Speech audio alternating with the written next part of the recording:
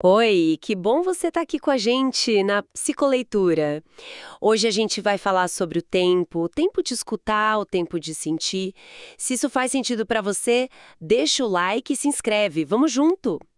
Bem, nossa conversa hoje mergulha fundo, né?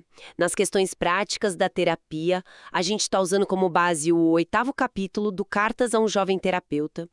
Vamos falar de regras, ambiente, primeiros contatos e, claro, tempo e dinheiro. Assuntos bem concretos.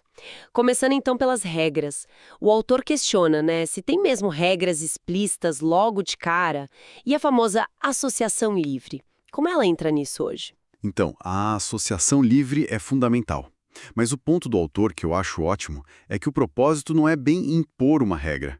É mais, assim, autorizar a pessoa a falar, a dizer o que vier à mente sem filtro, sabe? Autorizar, não obrigar. Entendi. Exato. Porque, na verdade, ele argumenta que aquela lógica mais profunda, a lógica interna, ela opera de qualquer jeito, mesmo se a gente tentar controlar. Então, a regra vira um convite. Tipo, olha, aqui você pode. Libera, não força.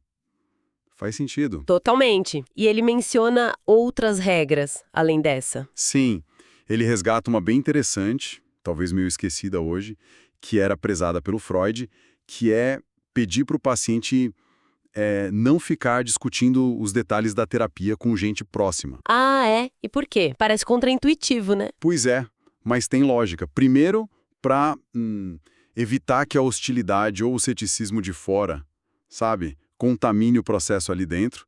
E segundo, para impedir que a terapia acabe virando tipo uma arma. Em brigas de casal, por exemplo, um usando o que foi dito na sessão contra o outro. Nossa, isso é muito importante. Protege o espaço terapêutico mesmo. Exatamente. Protege aquele lugar seguro que está sendo construído. Falando em espaço, e o ambiente físico? O setting. Aquela imagem clássica, né? Divã ou poltrona frente a frente. Como o autor vê isso?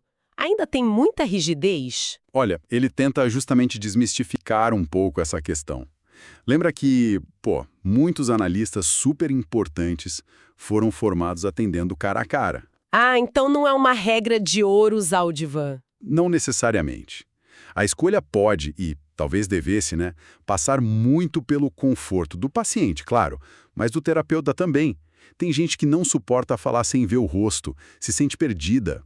Outros ficam intimidados com o olhar direto.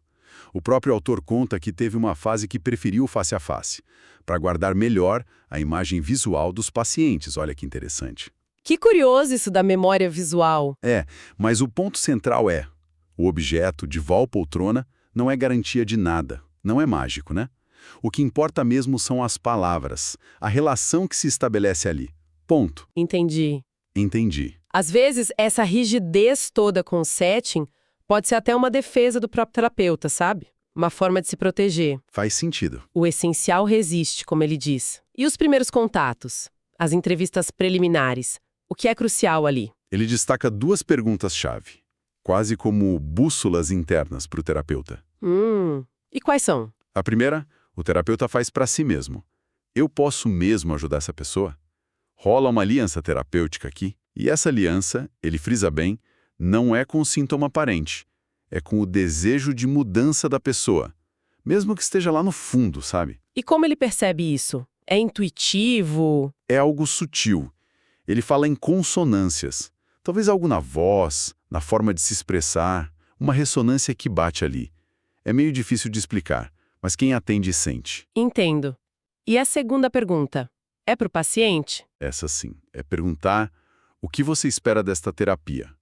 Mas o interessante não é tanto a resposta literal. Ah, não? Não de início. A resposta inicial muitas vezes mostra mais como a pessoa bloqueia o próprio desejo, sabe, do que uma meta clara. O legal é que essa pergunta vira um marcador. Repetir ela ao longo do tempo ajuda a medir o progresso.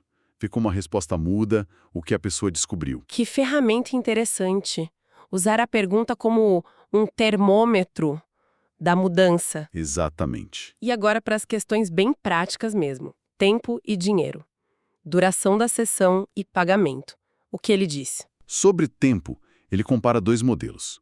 O tempo fixo, tipo 50 minutos cravados, e o tempo variável. Variável como? Ele compara uma cirurgia.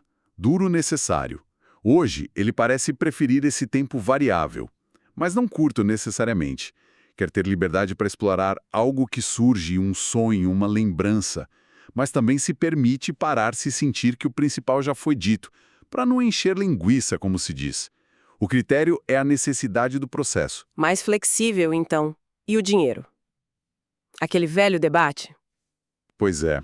Ele critica forte aquele dogma antigo de que o paciente tem que pagar do próprio bolso para a análise funcionar, para a cura acontecer. Ah, ele acha que não precisa. Ele argumenta que o sacrifício, que é sim importante para o processo, pode vir de outras formas. O tempo dedicado, o esforço para chegar lá, a própria exposição emocional, tudo isso é investimento, é sacrifício.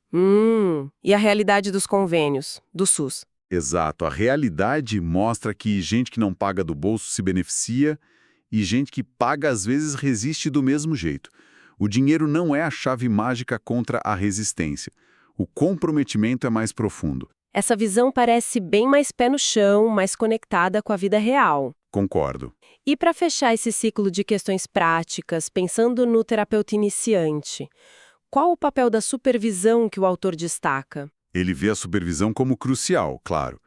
Mas ele dá um foco interessante. Para ele, um bom supervisor não está ali só para dar aula ou para dizer, eu faria diferente, a não ser em caso de risco, óbvio. Então, qual a função principal? É autorizar o jovem terapeuta, é dar confiança, ajudar a construir essa confiança interna nos próprios atos clínicos. Porque sem essa confiança, como você vai ajudar o outro, né? É verdade, precisa confiar em si para poder exercer a função. Exato. E daí vem quase uma regra final dele, que está implícita. Se você confiou a ponto de começar a atender alguém, continue confiando nos seus atos, na sua escuta.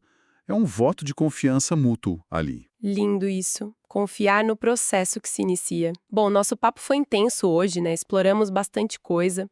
Se esse momento te fez bem, deixe o like antes de sair. Até a próxima Psicoleitura, com mais um papo de alma para alma.